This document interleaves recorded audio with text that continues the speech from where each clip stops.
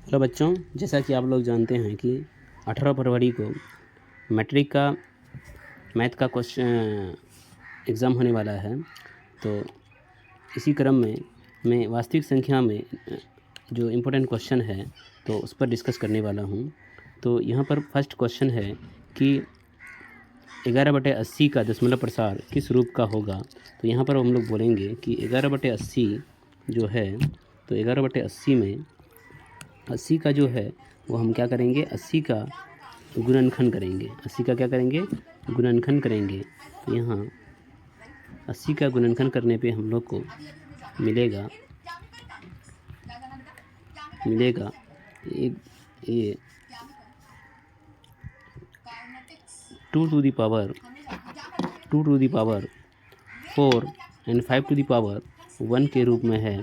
तो यहाँ हम लोग बोलेंगे कि अगर किसी परिमेय संख्या का दशमलव प्रसार जो q है वो 2 to the power n and 5 to the power m के रूप का होगा, वो शांत होगा।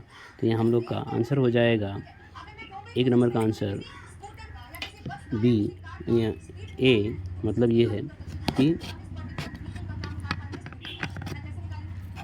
अब 8, 9 और 25 का जो HCF होगा वो क्या होगा। तो हम लोग जानते हैं कि कितना हो जाएगा, 1 हो जाएगा। कितना हो जाएगा, 1 हो जाएगा। अब आगे बढ़ते हैं। यहाँ पर बोला है कि अपरिमेय संख्या कौन नहीं है।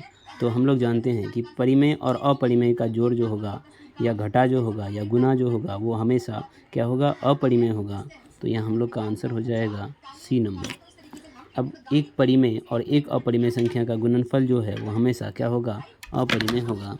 और एक परिमेय और एक अपरिमेय संख्या का योगफल जो होगा वो हमेशा क्या होगा, अपरिमेय होगा।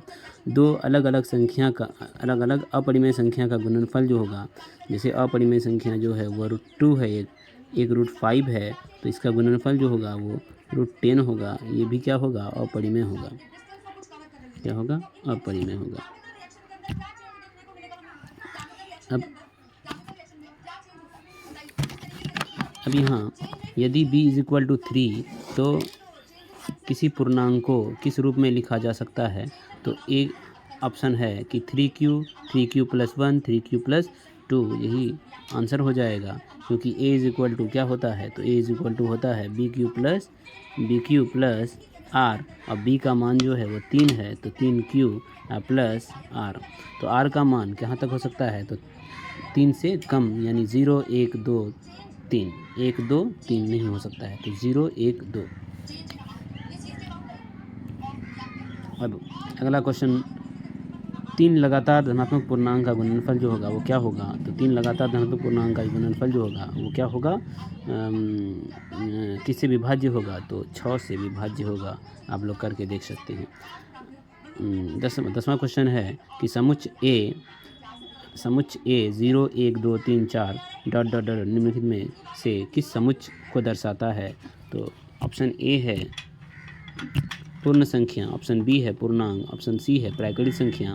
तो हम लोग जानते हैं ये प्राकृत संख्या है, तो प्राकृत संख्या में 0 मिला दिए तो पूर्ण संख्या हो गया। अब अगला जो चैप्टर है बहुपद चैप्टर, तो उसको नेक्स्ट वीडियो में मिलते हैं। तब तक के लिए धन्यवाद।